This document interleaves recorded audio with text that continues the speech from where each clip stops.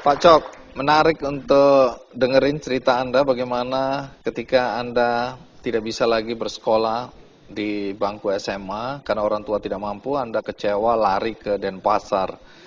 Nah, itu kan anak kecil ya, anak SMP. Bagaimana Anda bertahan hidup hari-hari pertama di Denpasar? Ya, kebetulan waktu saya sampai di Denpasar, saya turun dari truk, akhirnya saya memutuskan saya arahnya sekarang mau kemana gitu. Yang paling penting hari ini saya butuh makan dan minum. Nah, waktu itu kalau saya melewati jalan raya, jalan umum, saya yakin tidak dapat makan. Akhirnya saya putuskan waktu itu melewati jalan sungai. Nah, itulah dari menyusuri sungai itu saya akhirnya tembus di daerah Sanur. Nah, kebetulan di daerah Sanur itu ada beberapa hotel melati, kalau tidak salah ada kurang lebih ada 4 ya. Nah, di sanalah saya numpang di pos security, Pak. Itu atas izin security. Saya numpang di sana atas izin security, izinkanlah saya menumpang di sini selama saya belum mendapatkan pekerjaan. Jadi nginep berhari-hari di situ? Nah, di sana saya kurang lebih tinggal 2 tahun, Pak.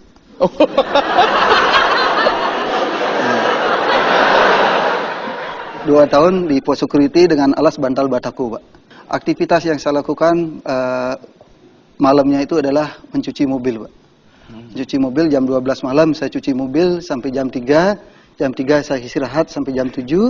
Begitu jam 7 saya bangun nyamperin yang punya mobil, Pak. Ngolek? Artinya ya, begitu datang yang punya mobil saya bilang, saya yang cuci mobilnya. Nah, kebetulan hari pertama yang saya cuci, mobil yang saya cuci adalah pemilik hotel tersebut. Gitu. Apa yang terjadi?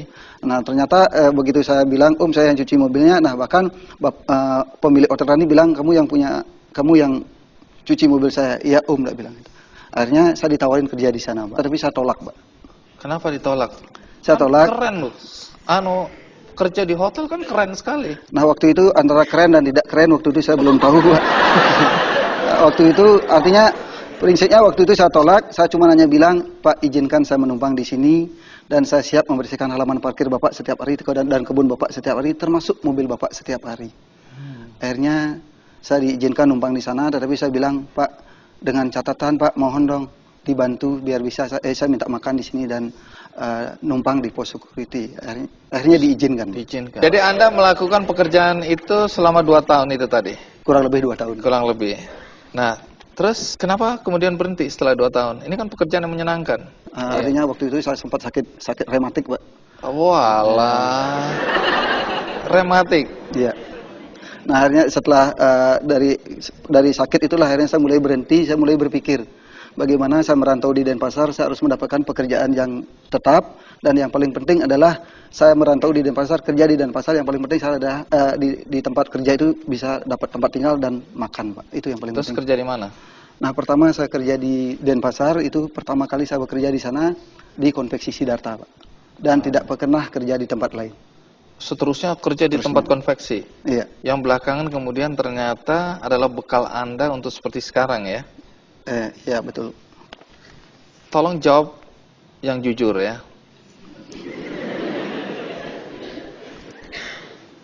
Ketika Anda memulai usaha konveksi, tadi Cok konveksi, kemudian berkembang seperti sekarang, Anda jatuh hati pada seorang gadis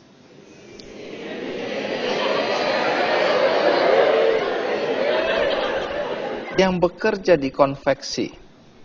Kemudian Anda mengatakan bahwa saya ingin menikah dengan gadis yang pintar menjahit. Kenapa?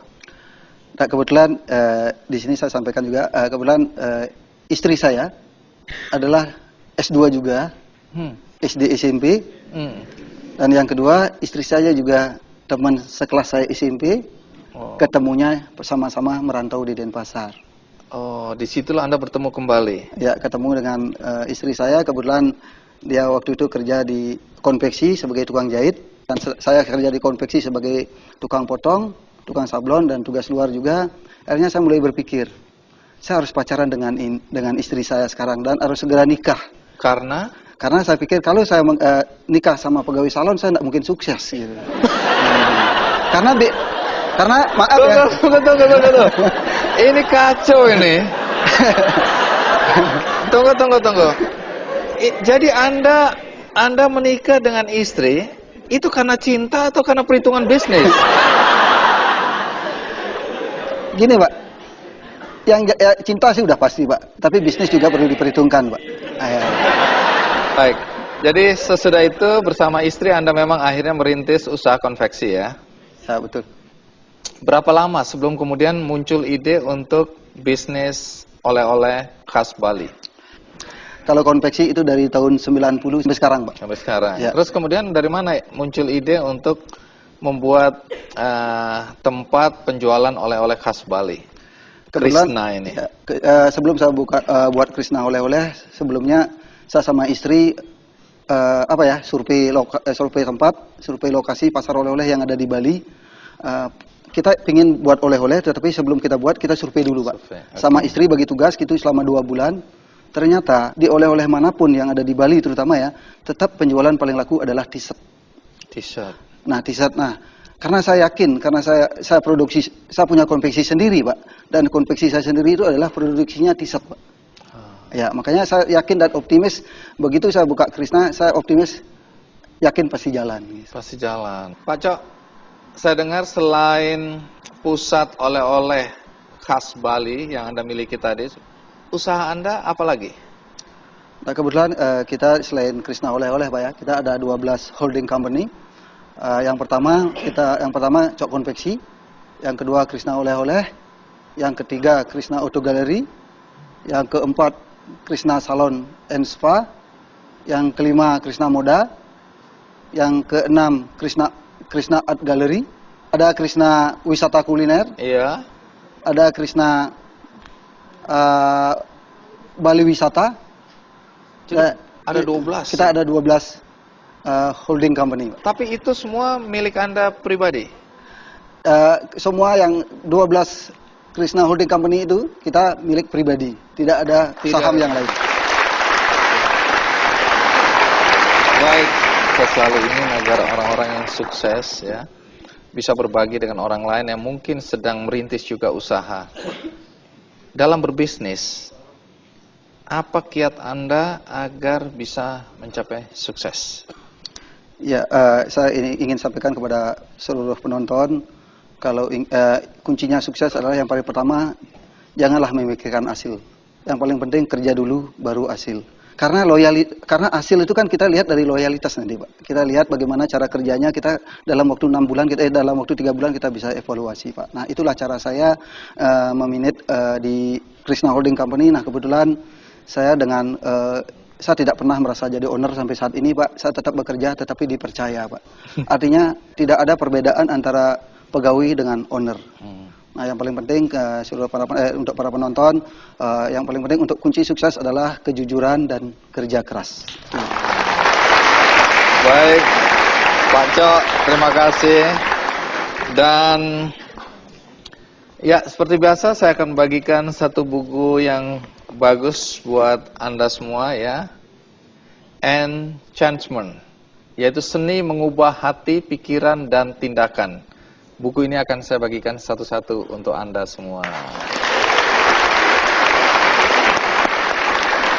Baik, karena Pak Cok juga membuat sebuah buku yang menarik untuk pembelajaran kita semua, maka bagi Anda yang memegang kartu souvenir Kick Andy dengan pita kuning, maka Anda akan mendapatkan buku Raja Oleh-oleh Khas Bali, Gusti Ngurah Anom.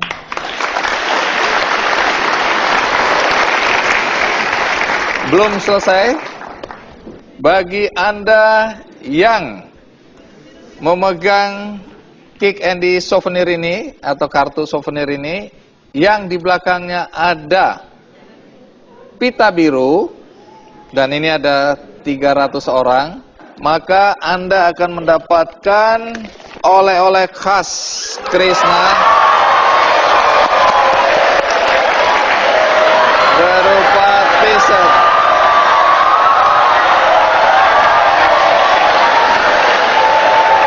Baik, sekali lagi terima kasih Pak Cok ya untuk kesempatan berbagi dengan kami semua dan juga yang di rumah. Pasti banyak inspirasi akan muncul dari pembicaraan kita. Semoga topik kita kali ini memberikan inspirasi dan semangat baru buat Anda semua. Sampai jumpa. Let it go. Let it roll right off your shoulder. Don't you know? The hardest part is over. Let it in. Let your clarity define you in the end. We will only just remember how it feels. Our lives are made in these small hours, these little wonders, these twists and turns of fate.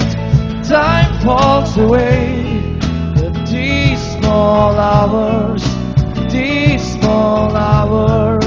still remain.